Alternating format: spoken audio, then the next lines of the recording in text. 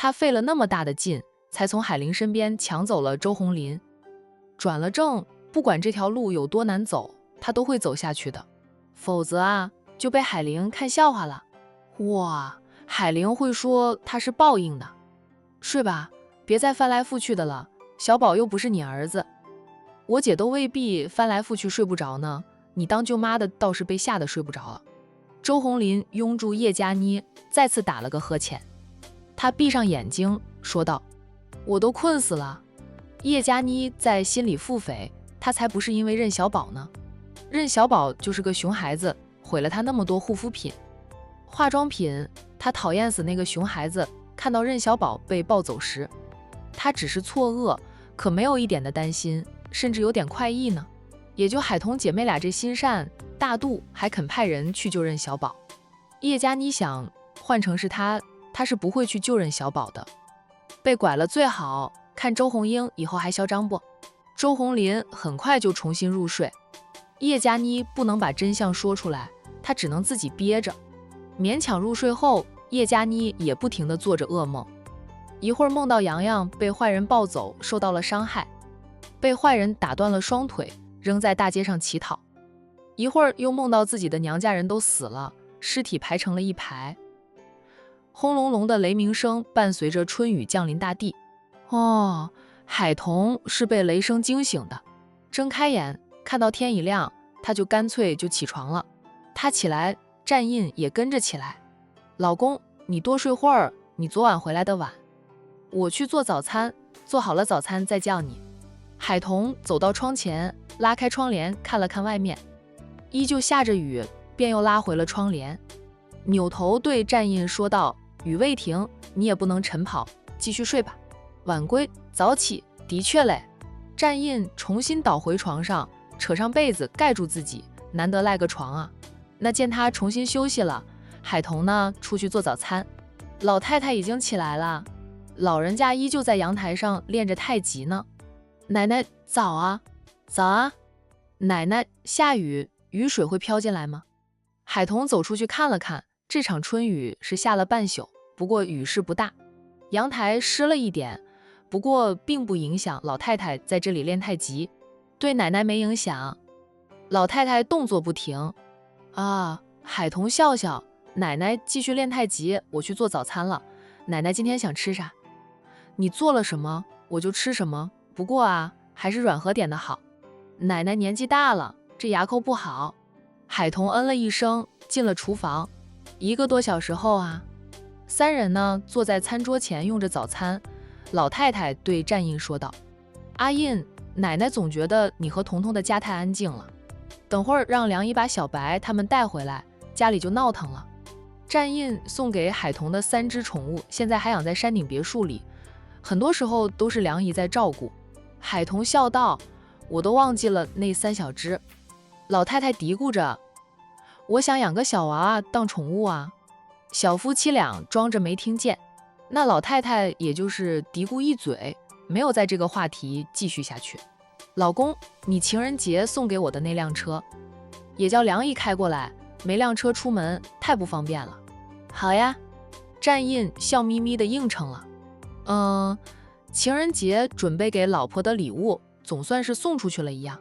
老太太说海彤、彤彤就该如此，你男人赚钱就是给你花的呀，你使劲的花，花的越多他越开心，越有动力去赚钱。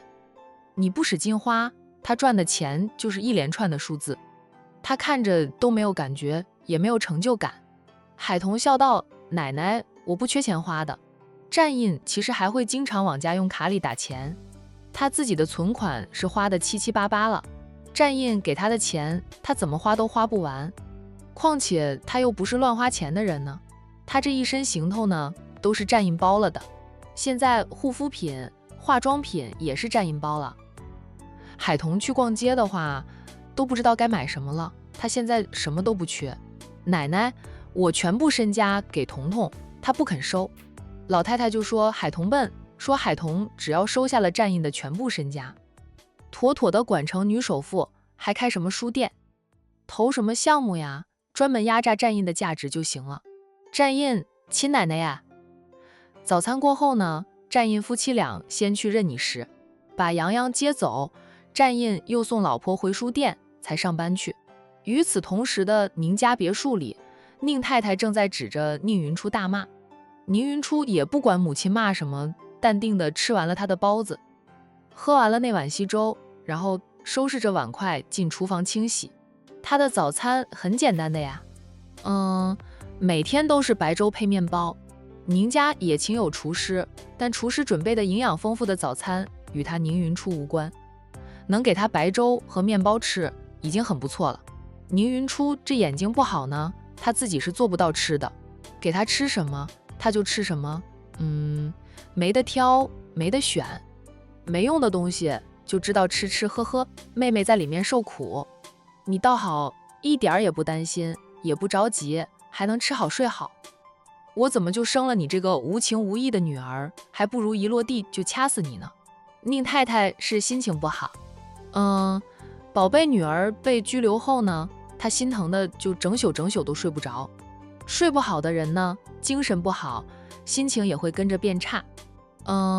便拿宁云出来出气了。老婆，宁总放下了刀叉，无奈地说着妻子，你已经骂了一个早上，你骂的不累，我听着都累了。这件事与云初无关，你骂云初做什么？怎么就无关了？要不是因为他，思琪会和信海的结仇结怨，思琪会做出那样的事情来吗？都是因为他啦。宁云初在厨房里洗好了碗后，默默地出来，那面朝向宁总，淡淡的道：大伯，我去店里了。宁总嗯了一声，去吧，让司机送你，外头下着雨。要什么司机送啊？他天天不都是自己去店里吗？不准送他。宁太太不允许宁云初用家里的司机。宁云初也不说话，他去拿来了自己的盲人拐杖，再去放雨伞的地方拿了一把伞，默默地走出屋去。那他在这栋别墅里生活了20几年，就算看不见，他也行动自如。死瞎子怎么出事的不是他？宁太太在宁云初出去了，都还骂了一句：老公，你快想办法把思琪救出来。她从来没有吃过那样的苦头的。宁太太惦记着的是小女儿，正在读高中的儿子，她都没那么惦记。不过呢，她儿子住校，又是高3学生，1个月只能回家1次，她只需要往儿子的饭卡上充钱就行。儿子比女儿懂事多了。唯一让他不喜的呢，就是儿子很护着宁云初这个大姐，就只要他儿子在家，他对宁云初都得温和一点，免得儿子跟他吵架。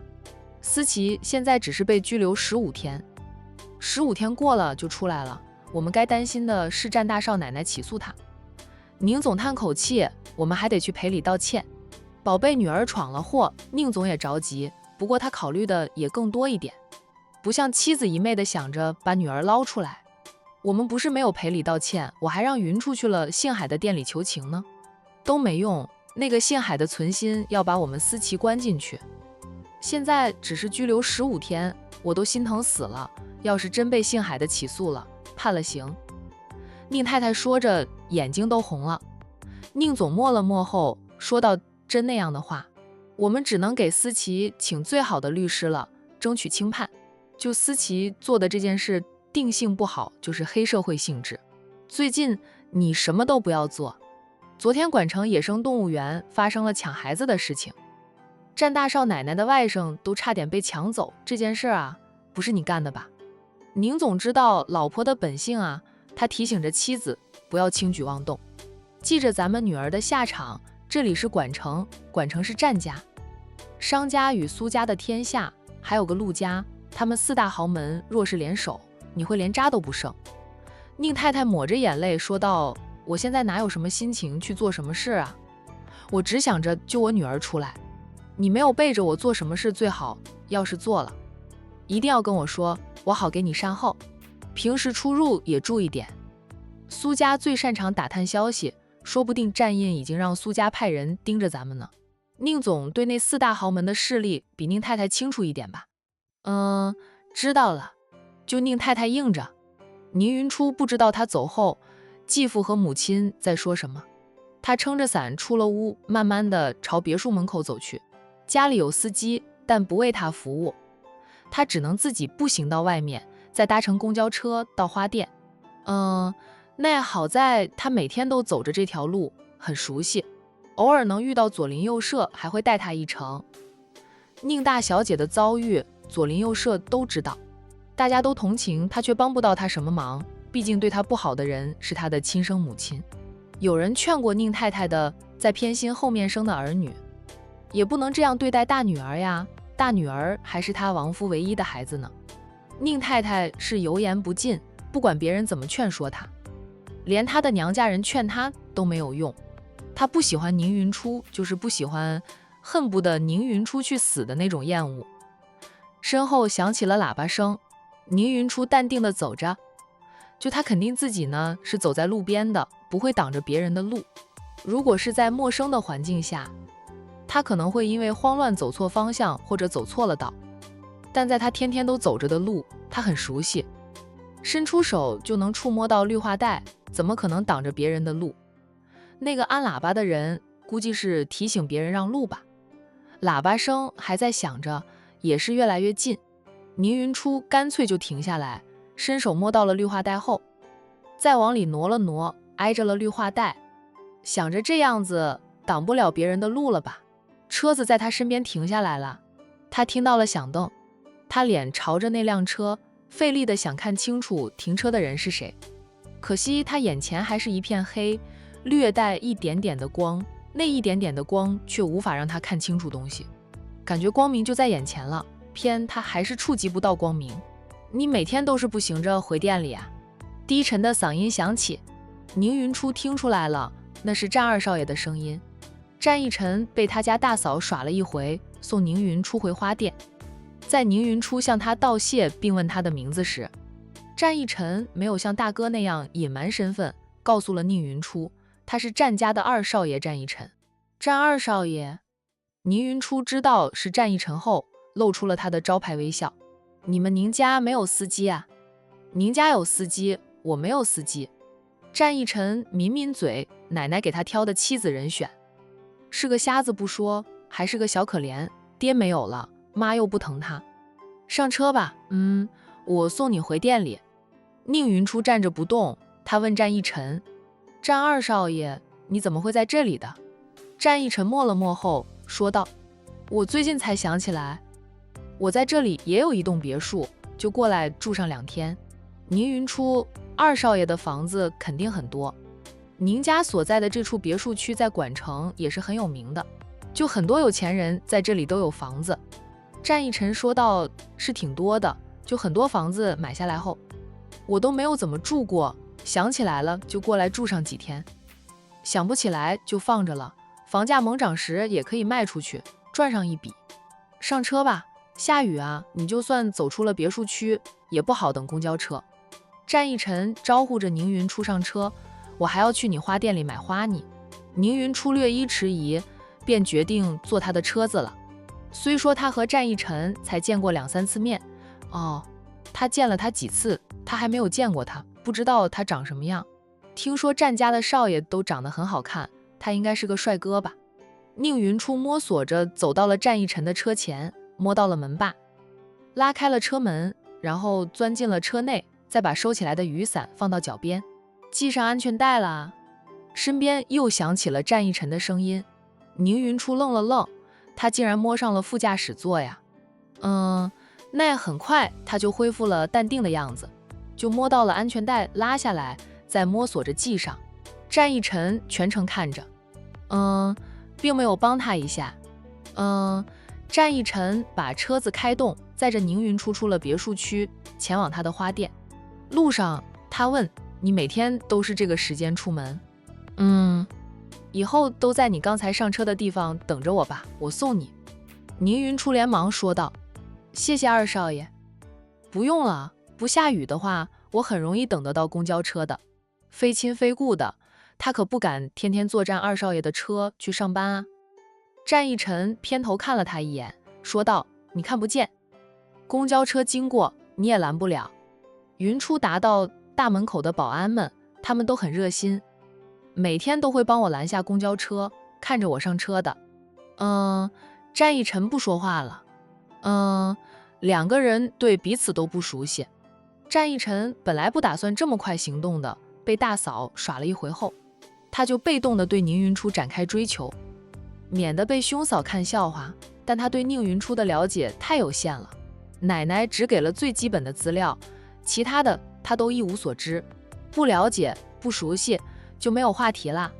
这一路上呢，一个专制的开车，一个认真的听着车上的音乐。等到车子停下来时，已经到了春暖花开。战逸晨偏头对宁云初说道：“宁小姐，到了你的花店。”宁云初哦了一声，她解开了安全带，再弯腰从脚边拿起自己的雨伞，摸索着开了车门，然后小心的下车，下车后才开了雨伞。但是她是坐着车过来的，下车时她不知道自己站在哪个方向，一时间她撑着伞站在那里，有点不知所措。盲人只在自己熟悉的地方行动自如，他们的生活方式一般不会改变了，他们往往找不着方向。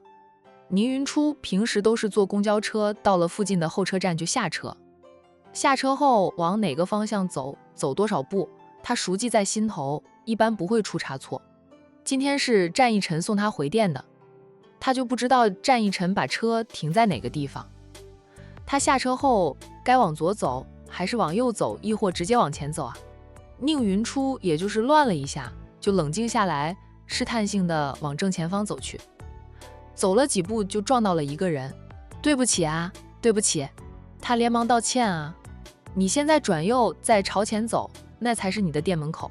战逸晨好心的给他指了方向，他刚刚撞到的不是别人，是刚绕过车身，本想着跟他一起进店的战逸晨。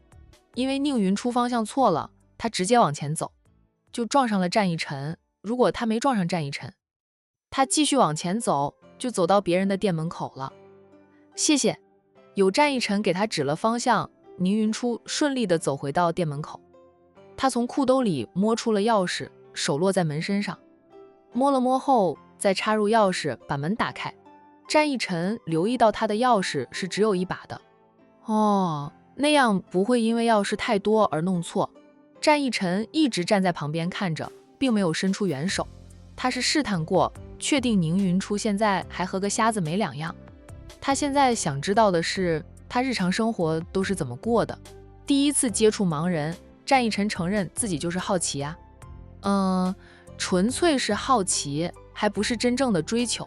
他要是说追求，宁云初可能会用他的盲人拐杖把他打出去。宁云初也不指望战逸晨帮他，他把门锁开了后，再弯下腰去，用力地拉起了卷闸门。卷闸门没有一下子卷到顶，他不慌不忙地进店，在门角处拿到一条长木棍，然后用木棍往上顶推着卷闸门，便把门全都推上去了。宁小姐做这些事情的时候，不像是看不见的样子。宁云初把木棍放回原处，淡淡的道：“熟能生巧。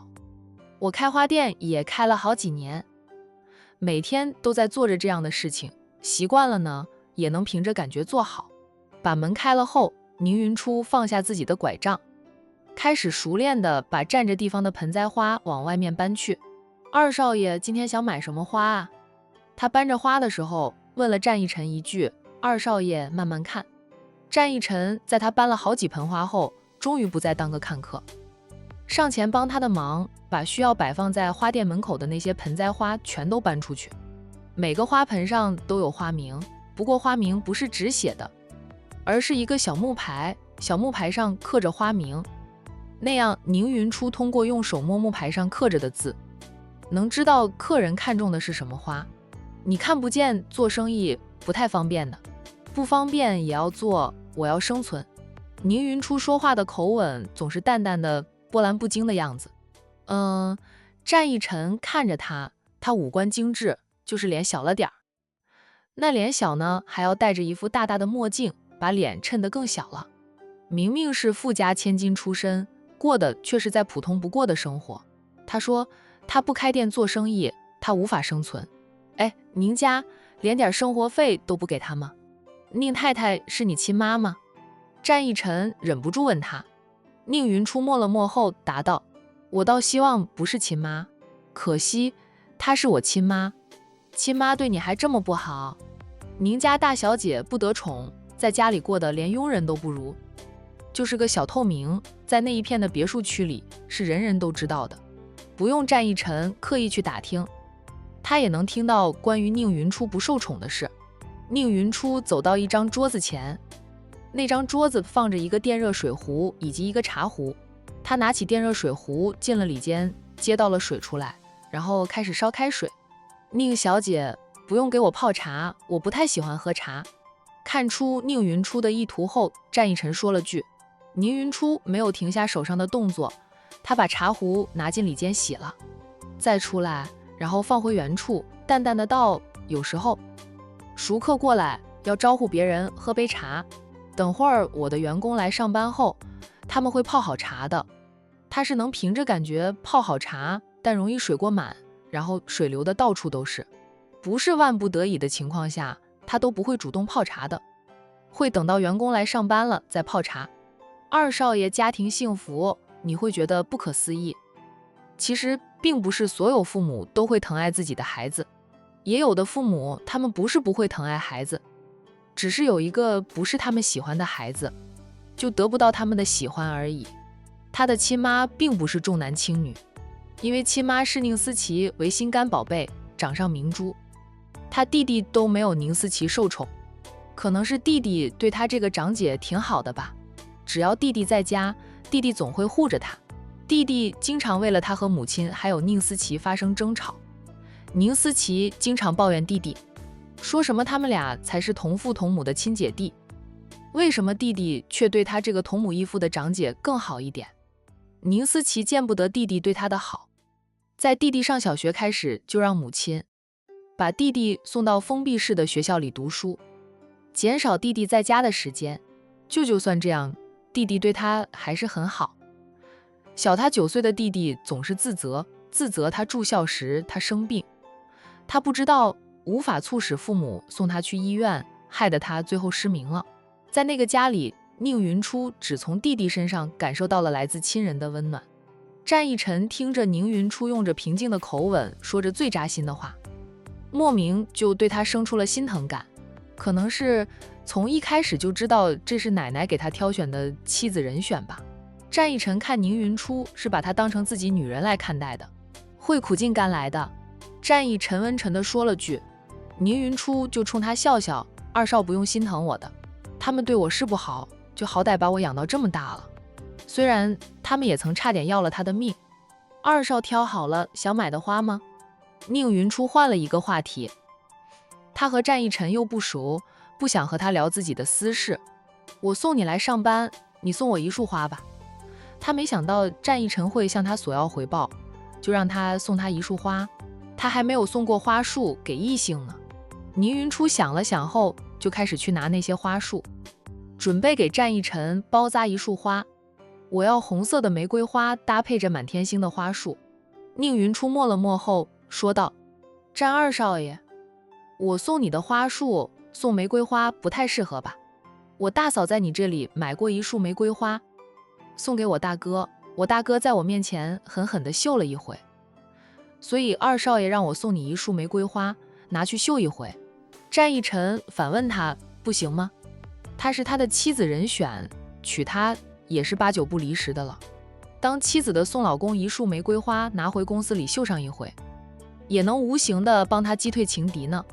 他战家二少爷也是有不少爱慕者的，只是他和大哥一样，从来不搭理那些爱慕者，不接受，不承诺，洁身自爱。奶奶说，如果不是以结婚为前提的，让他们不要去招惹女孩子，伤害了别人。兄弟几个对待爱情都是慎之又慎的。二少爷要秀恩爱，等二少爷有女友或者太太的时候，再来我的店里买上一束玫瑰花回公司秀吧。战义臣笑，好吧，是我要求过分了。宁小姐随意搭配，只要不是上坟的花束就行。他按着他的想法给他搭配了一束花，包扎好后递给了他。战义臣没有送过花给女孩子，不知道那些花的花语，他只知道玫瑰花代表爱情。现在他和宁云初连开始都没有，他开始了，但宁云初还不知道他不肯送他玫瑰花，情有可原。这些花也很漂亮啦，谢谢宁小姐送我的花束。战逸晨接过了花束，欣赏了一会后，谢过宁云初，抱着花束跟宁云初说了句：“宁小姐，我先去上班了。”走出了花店，他回到自己的车子前，拉开了副驾驶座的车门，把花束放在车椅上，回身又看了宁云初两眼，就才上车，开车离去。宁云初竟听着门口的动静，听到车子开动的声音了，他微松一口气，总觉得战家二少爷似乎杠上他了，也不是杠啊，就是对他很感兴趣的样子，应该是没有见过盲人吧。宁云初不会认为战逸晨看上他，毕竟他是个盲人。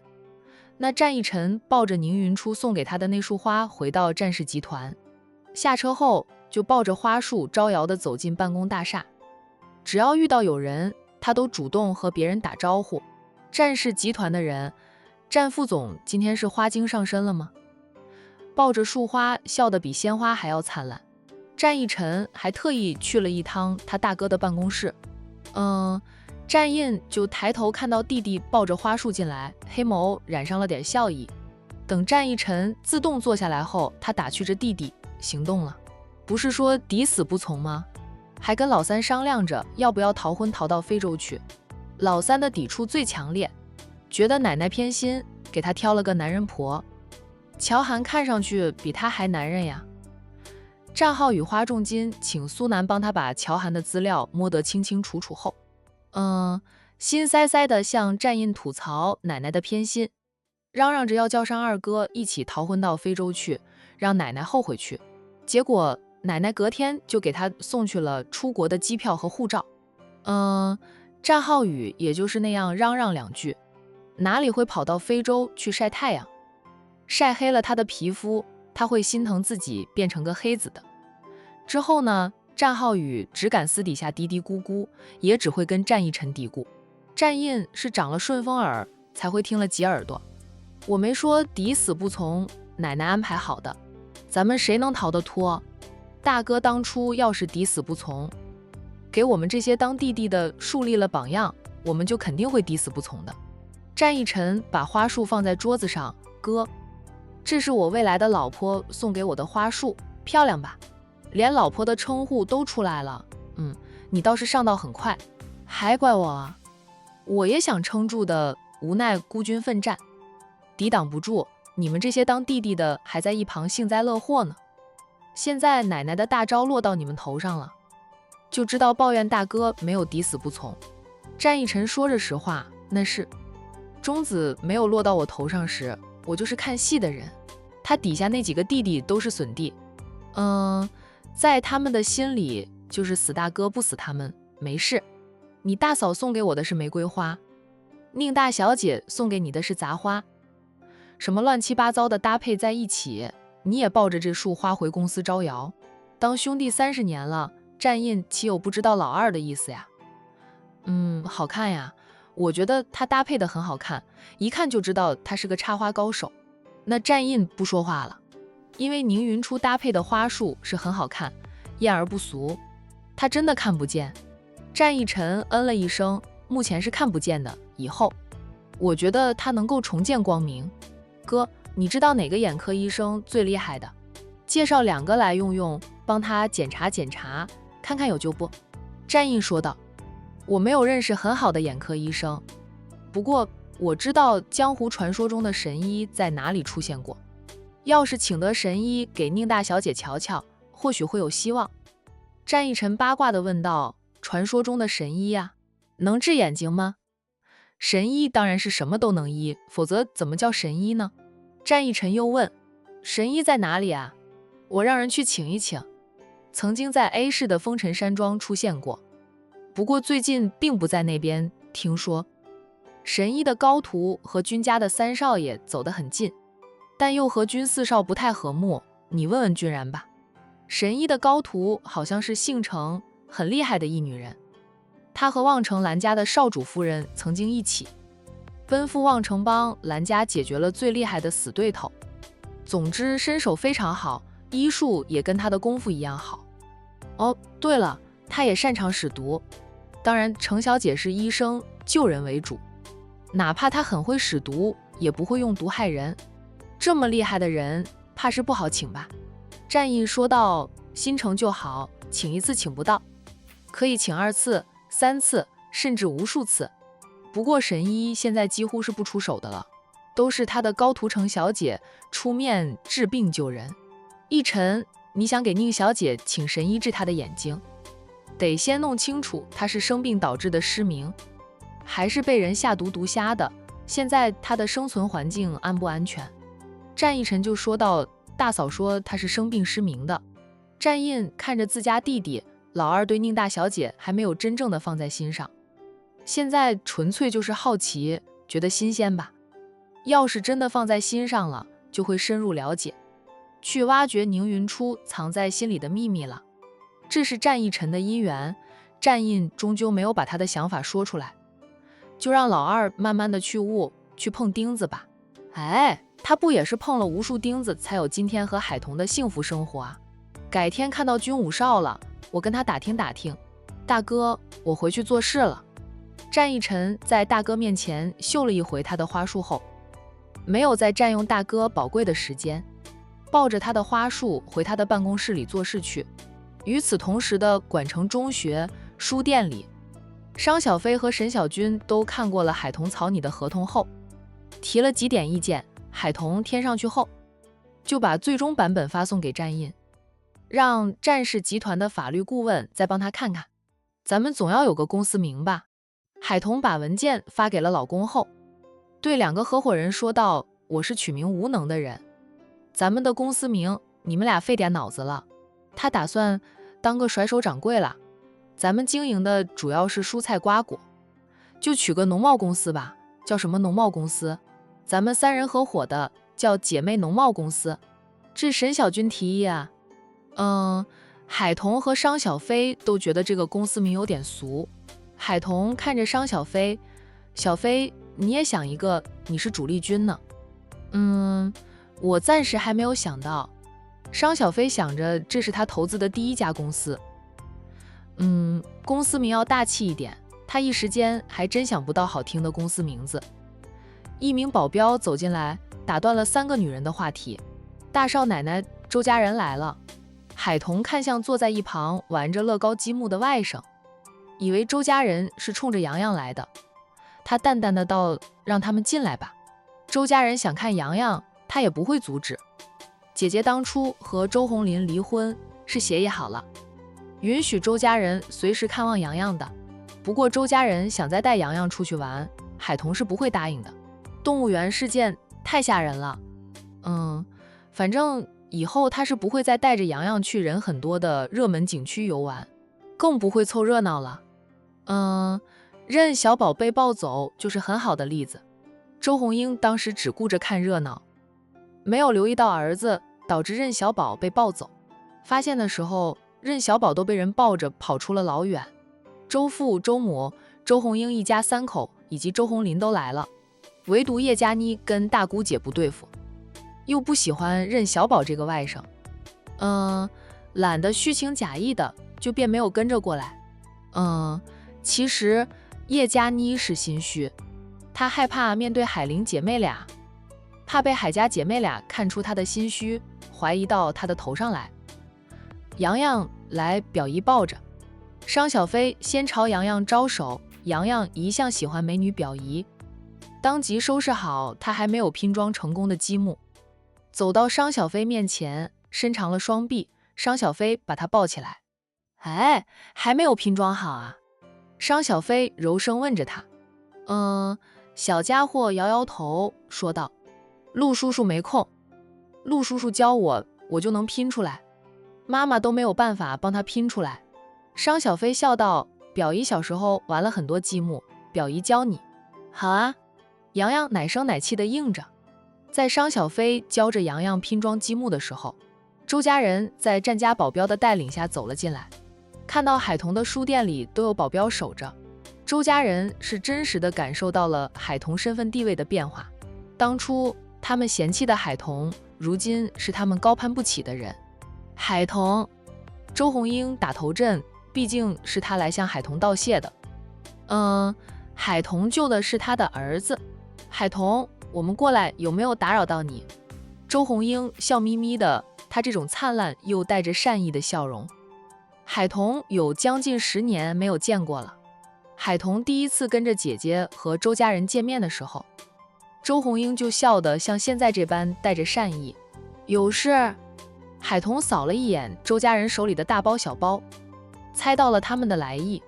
周红英笑着把买来的东西放在收银台上，笑着，我们就是过来感谢一下，真的太感谢你了，要不是你，我的小宝就没有了。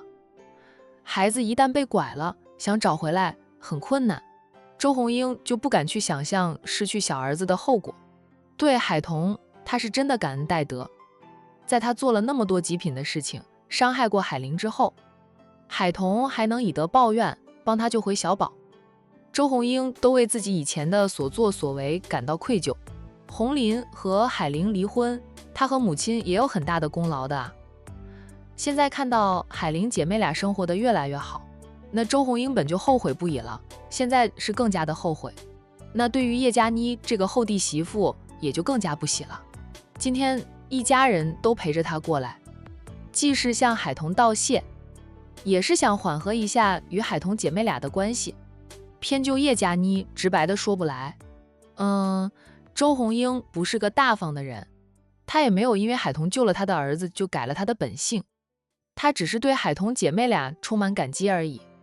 在来的路上，她都在心里想着，有她这个大姑姐在，叶佳妮休想在她娘家过好日子。